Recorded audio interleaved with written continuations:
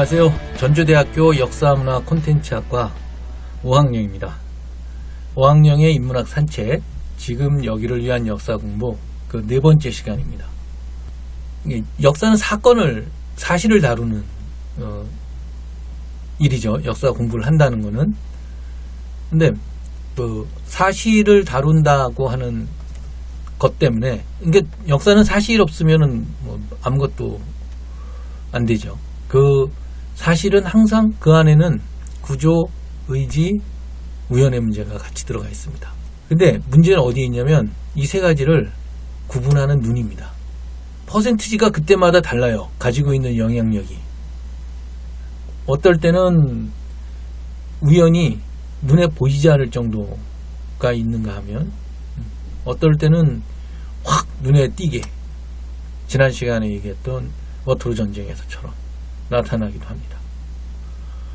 그러니까 구조나 이런 부분, 구조는 오히려 이렇게 요즘에 현대 그 사회과학의 방법을 가져오고 이러면은 스터디하기가 좋습니다. 의지의 문제는 자칫하면 관심법에 빠집니다. 자꾸 뭐 의지를 짐작을 하려고 그러는데, 의지 역시도 역사 공부에서는 그 실제 일어났던 프락시스라고 실천을 통해서만 설명될 수 있습니다. 아니, 앞에 앉아 있는, 여기서 이걸 하고 있는 우리 박보경 간사의 마음도 모르는데, 계속 같이 살고 있는 친구의 마음도 제대로 모르는데 어떻게 수십 년, 수백 년 전에 사람 속마음을 알겠습니까? 그러니까 의지라고 하는, 역사에서 의지를 이해하는 것조차도 역시 그것은 드러난 실천을 통해서만 알 수밖에 없습니다. 그렇기 때문에 이 세 가지를 판단한다는 게 그렇게 녹록하지 않습니다. 그러니까 이걸 판단하는 거는 역시 안목을 가져야 됩니다. 꾸준히 훈련을 해보고 안목을 가져야 되고, 그래야 판단이 되는데, 그것도 안 하고 어느 한 가지에다만 편리적으로 이유를 돌려버리고 이런 식으로 역사 공부를 하면 안목이 생기기는커녕 편견이 생기겠죠. 위험해집니다. 역사 공부를 하면서 사려가 깊어지는 게 아니라 역사 공부를 하면서 오히려 콩쥐팥쥐식의 진영 논리에 빠져버리거나 이런 일이 생기는 이유가 다 원인이 여기에 있습니다. 제가 예전에 전 세계적으로 역사라는 게 제가 얘기하지만 호모 히스토리쿠스거든요. 인간 자체거든요, 역사가. 그러니까, 그래서 그 역사를 총괄적으로 역사가 뭐다, 또는 역사 공부는 이렇게 하는 거다 라는 거를 최초로 쓴 학자가 누구냐면 당나라 때 유직이라는 학자입니다. 이 당태종 때부터 측천무 그때까지 살았죠. 아무튼 그때 살았던 당나라 때 사관이었던 사람인데, 이 양반이 그 사통이라는 책을 씁니다. 역사사자의 통할 통자. 그러니까 뭐 말 그대로 역사 개론이에요. 책 제목이 역사 통론, 역사 개론입니다. 이 책을 제가 한 20년 거쳐서 번역을 했습니다. 나오기는 2012년에 역사이평서에서 나왔는데, 번역을 이렇게 해놨더니 한 1000페이지가 넘어요. 그 책 자체만 번역을 했었는데, 그래서 한번 그 역사 개론을 제가 맡고 있기 때문에 학교에서 한번 학생들하고 이것도 한번 읽어보면 좋겠다 싶어서 그 책을 교재로 하고 이제 다른 요즘에 나왔던 책들을 부교재로 하면서 수업을 진행했던 적이 있습니다. 그러니까 1000페이지가 넘다 보니까 좋은 게 뭐냐면 학생들의 건강 증진에 도움이 됩니다. 그걸 들고 다니면 이 아령 이상의 효과를 발휘해서 그 책에 보면 유지기가 이런 말을 합니다. 이제 그 책이 그동안에 있었던 역사서의 종류들을 분류도 하고 뭐 사료는 어떻게 쓰고 처음에 기록할 때는 어떻게 해야 되고 뭐 아무튼 쭉 이렇게 해놓은 건데, 이 책이 재밌는 게 뭐냐면, 우리 왜 저기 실록 아시잖아요. 조선왕조실록. 역사 좋아하는 분들 치고 관심 있는 분들 치고 실록 모르는 분들이 없을 텐데, 조선왕조실록이라고, 실록이라고 한 것 자체도 역사적입니다. 실록은 어떤 특정한 시점에서 생겨나가지고 왕정의 어떤 끄트머리에서 사라져간 것이 실록이라고 하는 역사 편찬물입니다. 그런데 그 실록 편찬을 제일 먼저 시작했던 게 중국 당나라 때 당태중이죠. 우리는 뭐 안시성에 와가지고서 깨지고 갔다 이런 정도로만 알고 있지만, 실제로 중국사에서 당태종은 어떤 중국 문명의 당제국 건설에 한 획을 걷던 황제로 알려져 있습니다. 그때부터 그 실록이 처음 생기는데요. 그 전에 실록이라는 말은 있었지만 우리가 알고 있는 것처럼 이렇게 관청에서 서관들이 쭉 자료를 모으고 기록하고 하고 있다가 실록을 이렇게 왕이 죽은 단위로 다 이렇게 딱딱 정리해내는 일은 그전에는 없었던 거거든요. 그게 이제 아마 제가 추측컨대는 뭐 대단한 문화적 이상을 가지고 하는 게 아니고, 그 실록이라는 것이 생산되게 되는 배경 자체가 정부잖아요. 조정. 그러니까 정부의 성격에 뭔가의 변화가 생겼기 때문에 실록을 편찬하는 거죠.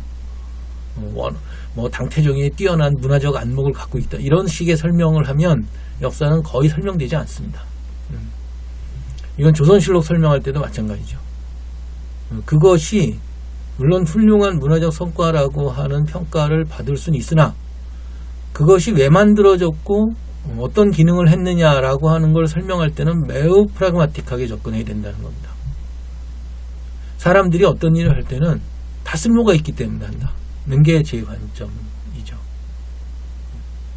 특히 정부와 관련된, 제도사와 관련된 부분은 더욱더 그렇습니다.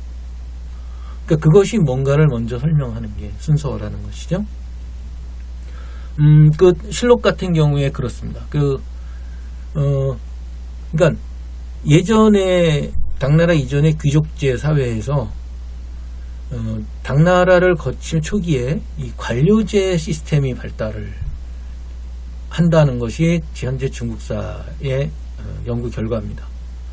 그러니까 관료제가 발달한다는 것은 뭐냐면, 일단 관료 숫자가 늘어나고요. 그리고 관료는 임기제로 이루어집니다. 업무 분장이 있고요. 이동을 합니다.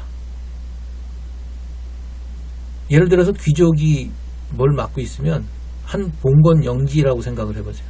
죽을 때까지 거기 있습니다.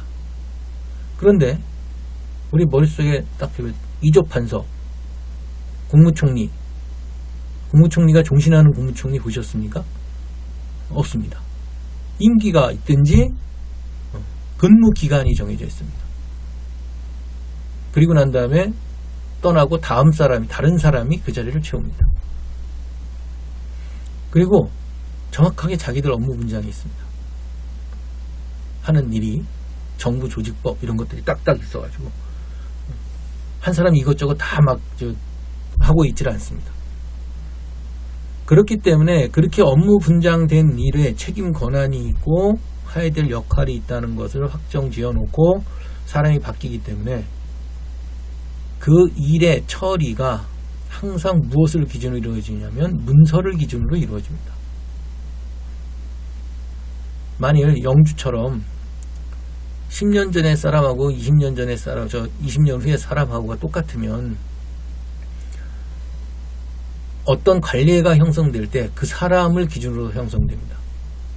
그런데 1년마다 혹은 3년마다 바뀐다고 생각을 하면 무엇으로 남겠습니까?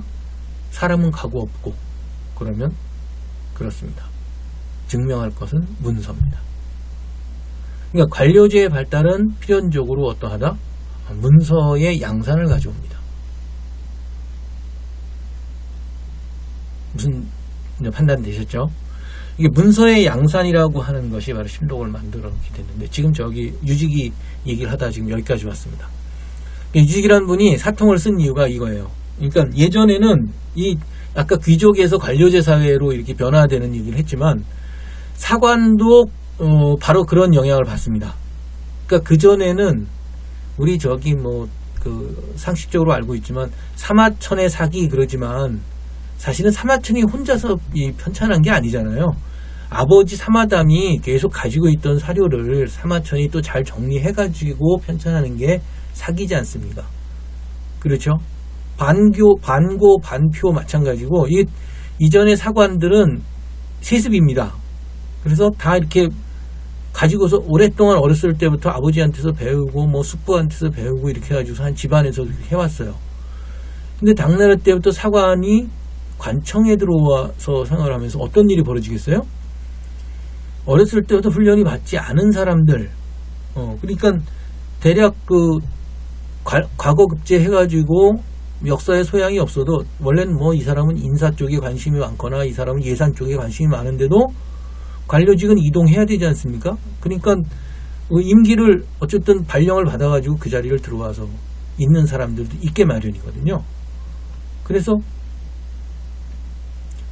특천무실록을 편찬할 때 유지기가 그 편찬하러 들어가가지고 상황을 못 기억합니다. 무슨 상황이냐면, 유지기가 볼 때는 통탄할 상황인 거죠.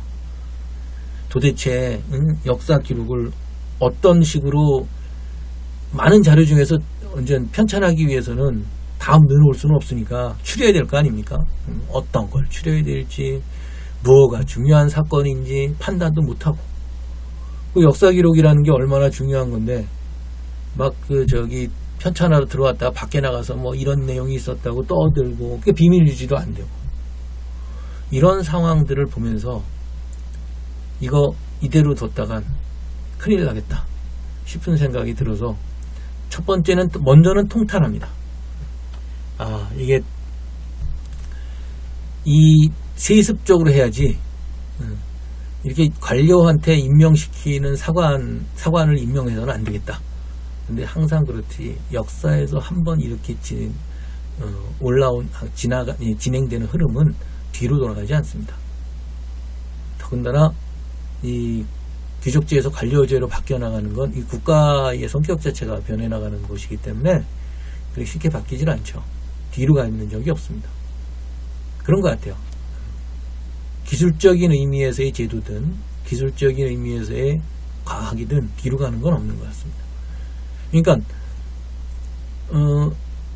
그걸 직감했는지 유지기가 마음을 먹은 게 바로 이 역사를 편찬하거나 그럴 사람들을 위해서 개론서를 써주는 거였어요.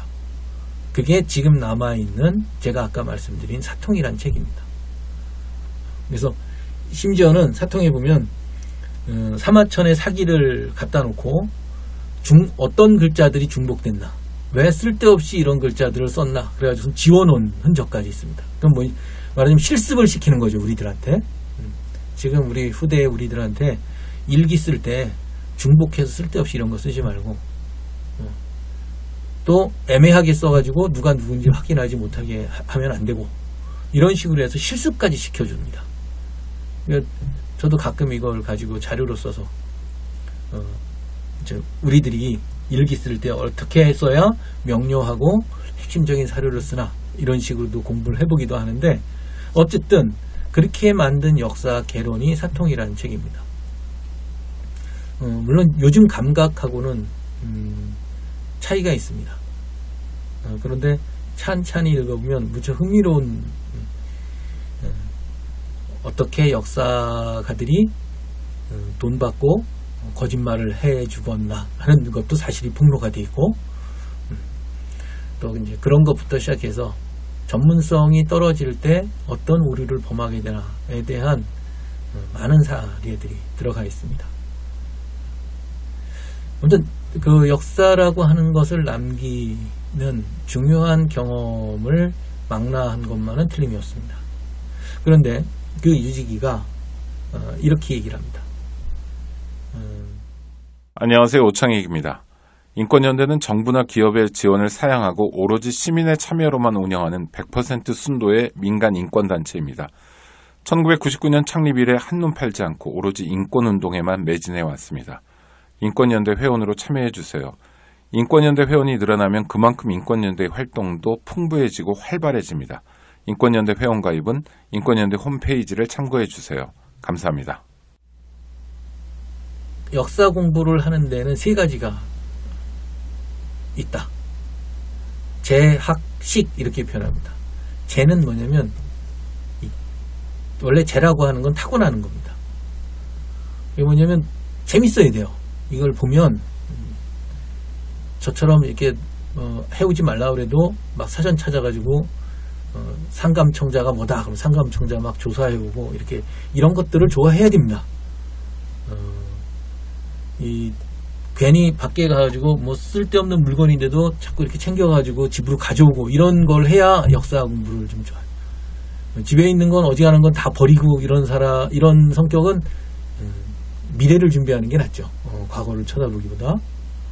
근데 쟤는 그런 부분이 있습니다. 역사보다 뭐 저 장사하고 이런 게 좋은 사람도 있는 거고 당연히 그렇죠. 인간이 역사적 존재지만 그것을 공부로 한다거나 이렇게 관심을 갖고 이러는 거는 또 다른 타고나는 게 있다는 거죠. 근데 그 다음에 이제 그게 타고나는 게 하나 있고요. 좋아하는 거. 근데 그 좋아하는데 또 다른 체계적 훈련이 필요합니다. 그게 학이죠. 학입니다. 봐야 됩니다.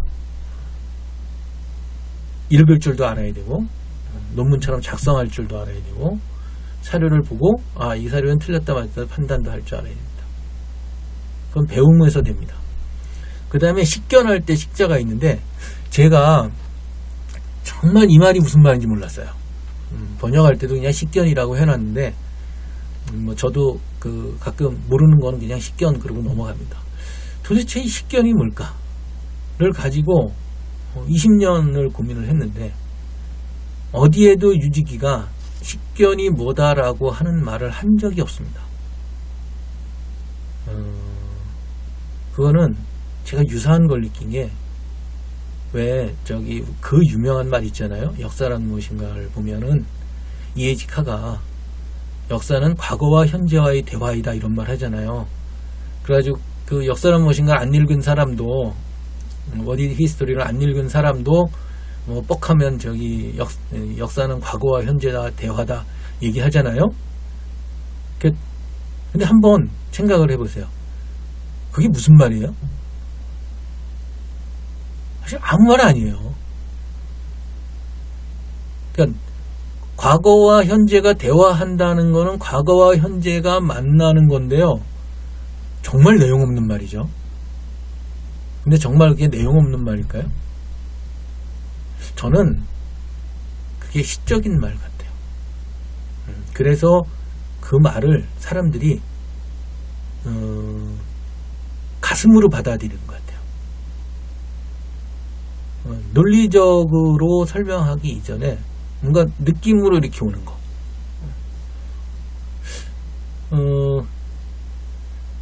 그런데 식견이라고 재학식이라고 할 때 식은 약간 좀 그런 시적인 표현하고는 다릅니다. 뭔가를 겨냥한 것 같아요. 뭔가 겨냥한 것 같아요. 그래서 뭔가를 근데 유직이는 아무 말도 안 해주고 어디서도. 그래서 제가 그냥 한번 내 혼자 해석을 해보자. 그래가지고 해석을 한 게 뭐냐면 바로 이 앞에서 3시간 동안 3회에 걸쳐서 제가 얘기했던 어떤 사태에 담겨있는 사건에 담겨있는 구조와 의지와 우연을 판단할 수 있는 안목, 이거를 유지기는 식견이라고 표현했다고 저는 풀이합니다. 나중에 죽어서 유지기 선생을 저승에서 만나게 되면 내가 근처까지 갔는지 대략 비슷한지를 한번 여쭤볼 생각입니다. 현재까지는 크게 벗어나지 않은 것 같다고 생각을 합니다. 원래는 제가 사실과 해석 문제를 이 네 번째 시간에 넣을까 했었는데 그 전에 더 한번 짚어볼 문제가 있어서 또 ABC로 지금 그 얘기를 하는 과정에서 지금 유지기 얘기를 꺼냈습니다. 이런 겁니다. 지금 우리가 대학에 있는 역사학과에서는 지난 시간에도 제가 그 국사 중심의 역사학을 얘기를 했습니다. 이게 보면 좀 이런 거죠. 전국에 있는 한국사학과의 과목이 거의 비슷합니다. 서양사하고 동양사를 한다 해도 다 국민국가사 중심으로 움직이는 거죠. 참 스테레오 타입의 역사학과라고 제가 표현을 하는데, 그거는 기본적으로 공무원 시험 구조가, 근데 역사 시험 구조가 학문을 규정한 케이스라고 저는 풀이합니다. 그러니까 그걸 다 그거에 맞춰가지고 시험 과목에 맞춰서 대학 구조가 짜여져 있는 셈이죠. 넓은 의미의 공무원 시험 공부. 우리 지금 학생들도 합니다. 한국사 검정 능력 시험 이런 거. 실은 그게 20세기, 19세기에 유럽에서 국민국가가 성립하면서 국사라고 하는 것이 그 국민국가의 기억을 정리하고 그 동질성을 가져가기 위한 방편으로 등장을 하죠. 그래서 저는 근대 역사학은 기본적으로 그런 의미에서 정치의 신여라고 생각합니다. 근대 역사학의 성격이 근대 정치의 국민국가 정치의 신여 역할을 한다고 생각을 하고 있습니다. 그런데 그러면서 흥미로운 건 역사 전문가라고 하는 영역이 대학원을 이렇게 보면 다 논문 써가지고 석박사 되는 과정인데요. 이게 좀 이상한 거죠. 논문으로 국한되어 있습니다. 근데 아까 제가 유지기를 꺼낸 이유를 얘기 드릴게요. 전통적으로 동아시아에서 역사 공부를 한다는 것은 역사를 한다는 것은 무엇보다도 자기가 살고 있는 현재 자체를 기록으로 남기는 데서 출발합니다. 지금 집에서 일기를 쓰든 안 쓰든 아무튼 저는 씁니다. 일기도 쓰고 일주일에 한 번도 쓰기 때문에 전 주기라고도 부르는데, 그런 거, 이런 방식들로 기록을 남기는 거. 예전에 어른들은 이 시를 지어가지고 일기를 썼어요. 그래가지고 문집 보면은 시가 제일 먼저 앞에 배치가 되어 있는데, 제가 제일 이상했던 게 그거였었습니다. 처음에 역사 공부를 할 때. 시라고 하는 것이 항상 경계를 했습니다. 시 가지고 너무 놀고 그러면 이 공부에 등한시한다고 그래가지고 경계를 하고 그랬는데도 문집에 보면은 제일 앞에 시가 나왔어요. 그래서 미스테리로 안 풀렸던 건데, 지금 부산대 계신 정석태 선생님께서 시는 일기지라고 한마디 하시더라고요. 그래서 그러면 실제로 모든 시는 사람들은 갈 때마다 시를 씁니다. 친구 만나도 시, 좋은 일 있어도 시가 일상화되어 있는 시대거든요. 그러니까 제일 앞에다 놓는 게 당연한 거예요. 일기니까. 그걸 모르고서 그냥 그게 문학이라고만 생각을 하고 역사 자료로 생각을 안 하고 그냥 넘어갔거든요. 문집 같은 거 읽을 때도 지금도 그렇습니다. 역사학과에서 앞에 시는 넘어가요. 넘어가는 이유가 이제 더 큰 이유는 못 읽으니까 무슨 말인지 모르니까, 시를 모르니까 이제 넘어가는데, 또 하나의 이유는 더 중요한 또 하나의 이유는 뭐냐면 그거를 일기라고 생각을 안 하니까 넘어가는 거거든요. 그러니까 제일 중요한 사료 중에 하나를 우리는 놓쳐버리고 하는 거죠.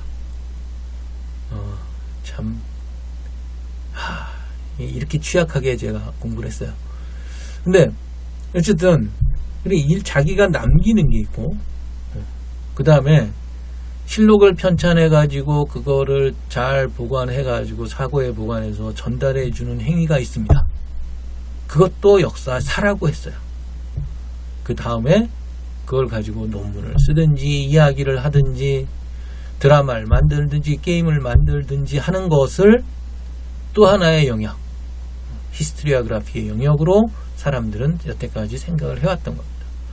그러니까 역사는 크게 역사를 만들어가고 전하고 이야기하는 이 넓은 범위의 역사학이 다 들어있는 겁니다.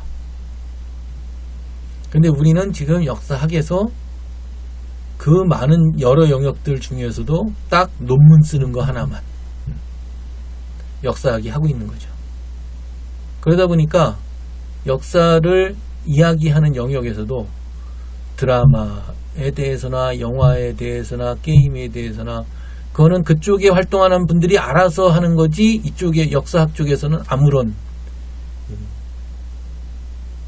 말하자면 바람직한 데이터를 제공하지 못하고 있다는 생각을 갖게 됩니다. 낯설지만 지금도 우리나라에서도 그러니까 역사학이 그 세 가지 영역에서 뭔가 가이드를 줘야 된다고 저는 생각을 하고 있습니다. 다행히 일단 역사를 전달하는 이런 공공 영역에서 국가기록원을 비롯해서 시민단체 이런 데서 기록을 남긴 아카이빙을 하는 운동들이 지금 곳곳에서 일어나고 있습니다. 이런 일들이 좀 더 역사를 풍요롭게 만들어주는 동력이 될 것이라고 저는 생각을 하고 있습니다. 그래서 다시 한번 정리를 합니다. 역사라고 하는 것은 남기는 거, 자기를 흔적을 남기는 거예요. 제일 먼저 일기부터 하면 됩니다. 초등학교 때 써놓고 한번 방학 숙제로만 해보고 안 하잖아요. 우리가 안 해봤잖아요. 좀 안타까운 일인데. 자기 모든 역사는 그게 큰 역사든 작은 역사든 우리들의 일상적인 경험을 통해서만 나타납니다. 한국전쟁이 뚝 떨어져서 따로 있나요? 2002년의 월드컵이라고 하는 게 2002년 월드컵이라는 게 뭔가 따로 존재합니까? 5.18 민주항쟁이라는 게 따로 존재해요? 그때 거기를 거쳤던 피난을 갔던 그 어린 아이들로부터 시작해서 2002년 광장에서 흥분했던 레드들 5.18 항쟁에서 도청에 있었던 집안에서 두려워 떨고 있었던 그 구체적인 경험들 속에서 역사는 표현되기 마련이고 전달되기 마련이라고 생각을 합니다. 그런 점에서 우리 각각이 우리들의 그날그날이 역사로 기록되는 것, 이 점이 무엇보다 중요하다. 그래서 이제 제가 역사를 기록하고 전하고 그걸 가지고 이야기하는 이런 원래 역사의 모습에 대해서 한번 강조를 해두고 싶습니다. 그러면서 이런 정도는 필요합니다. 이게 역사를 좋아하는 분들이 많은데 옛날에 그런 말이 있어요. 귀명창이 있어야 소리명창이 있다는 말이 있습니다. 이게 뭐냐면요, 듣는 사람이 제대로 들어야 소리를 하는 사람이 좋은 노래를 하게 됩니다. 듣는 사람이 듣는 귀가 없으면 가수들이 대충 하고 맙니다. 귀를 쫑긋 세우고 제대로 된 귀를 가진 사람들이 듣고 있으면 감히 노래를 함부로 못하죠. 글도 마찬가지죠. 정확하게 사람들이 듣고 있으면 글을 함부로 못 씁니다. 근데 독자들이 정확하게 못 들으면 아무렇게나 씁니다. 그런데 그럼 어떻게 독자들이 그걸 아냐? 길을 어떻게 갔나? 여러 가지 방법이 있습니다만 아까 제가 얘기 드렸던 처음부터 1, 2, 3회에 걸쳐서 얘기 드렸던 그 구조, 의지, 우연에 대한 안목, 이게 조금만 훈련하면 확 늘어납니다. 역사 공부하는 실력이 확 좋아집니다. 한번 해보세요. 저를 믿고. 그거에다 요즘엔 또 좋은 조건 하나가 생겼습니다. 뭐냐면 곳곳에 이제 인터넷만 접속하면요, 예전에는 뭐 거의 그 접근이 불가능했던 자료들을 거의 아무런 지장 받지 않고 검색할 수가 있습니다. 조선왕조실록은 9편에서 제공해가지고 한글본, 한문본 다 인터넷에서 언제든지 볼 수 있고요. 한국 고전 번역원 사이트에 가면 그동안 나왔던 문집들 번역해 놓은 것들 다 검색해 볼 수 있습니다. 그럼 뭐 거기에 검색어만 제대로 넣으면, 심지어는 이제 승정원 일기 비변사 등록도 날짜별로 이제 실록에 하고 연동시켜 가지고 쭉 이렇게 확인할 수 있게끔 이제 그렇게 서비스할 예정입니다. 승정원도 지금 번역을 하고 있죠. 문제는 어디에 있냐면 번역할 사람도 없고 번역에 대한 비용도 예산도 충분히 지원되지 않는 것 때문에 지금 현재 승정원일기는 앞으로 번역되려면 한 100년 걸려야 될 겁니다. 그럼 저 죽고 난 다음에 한참 있다가 번역이 되겠죠. 번역 끝나고 나면 재번역해야 될 겁니다. 왜냐하면 100년이면 사람들 언어가 변합니다. 지금 우리는 어쩌면 지금 우리한테 남겨져 있는 훌륭한 역사 자료들조차도 제대로 보지도 못하고 번역해 놓지도 못하고 한 상태로 또다시 후손들한테 무책임하게 넘겨줘야 될지도 모르는 지경입니다. 답답한 일인데요. 어찌 되었든 예전 자료들을, 관심 있는 영역의 자료들이 언어의 벽에 부딪혀서 못할 경우도 상당히 줄어들었다는 점. 그렇지, 아직 그걸 극복하지 못한 것은 앞으로 우리가 풀어야 될 과제라는 점을 먼저 확인하고 넘어가도록 하겠습니다. 이 시간에 제가 역사를 그러니까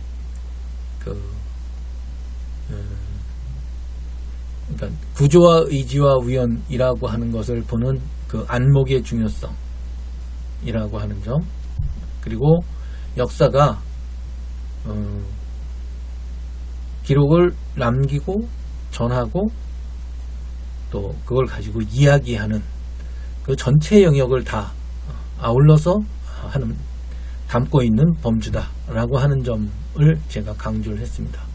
또 동시에 역사 공부를 해나갈 때, 자기가 할 때도 마찬가지고 다른 시중에 나와 있는 책들을 볼 때도 마찬가지고, 지금 우리한테는 인터넷 환경 때문에 조금만 마음먹으면 저것이 똥인지 된장인지 좋은 책인지 아닌지를 판단할 수 있는, 조금만 노력하면 할 수 있는, 말하자면 공부 자료들이 우리들 손앞에 실제로 아주 다가와 있습니다.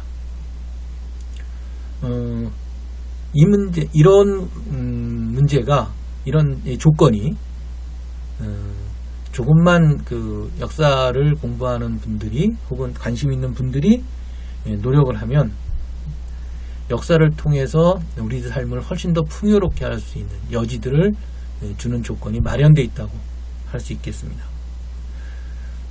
이런 전제들은 제가 이제 다음 시간에 한 번 더 하고 마무리를 지려고 하는데요. 사실과 해석의 문제라든지 등 역사학이 아포리아라고도 할 수 있고, 혹은 뭐 아무튼 계속 던져가는 질문들을 푸는데 많은 도움이 될 조건들이고 사전적인 말하자면 관점들이다 하는 거를 말씀드리도록 하겠습니다. 다음 시간에는 역사학에서 나타나는 여러 가지 문제들을 한번 사례별로 몇 가지만 잡아가지고 역사 공부를 할 때 도움이 될 수 있도록 가이드라인을 삼도록 하겠습니다. 오늘 여기까지 하겠습니다. 고맙습니다. 안녕하세요. 장발장은행의 대표를 맡고 있는 홍세화입니다. 200만원, 300만원 벌금을 내지 못해 감옥에 갇히는 분이 매년 4만 명이 넘습니다. 장발장은행은 이분들에게 무이자 무담보로 대출을 해주고 있습니다. 장발장은행을 후원해 주시기 바랍니다. 실로 모든 게 엉망으로 치닫는 듯한 세상입니다마는 스스로 아름다워지는 데에 경연쩍어 하지 않기를 바랍니다. 고맙습니다.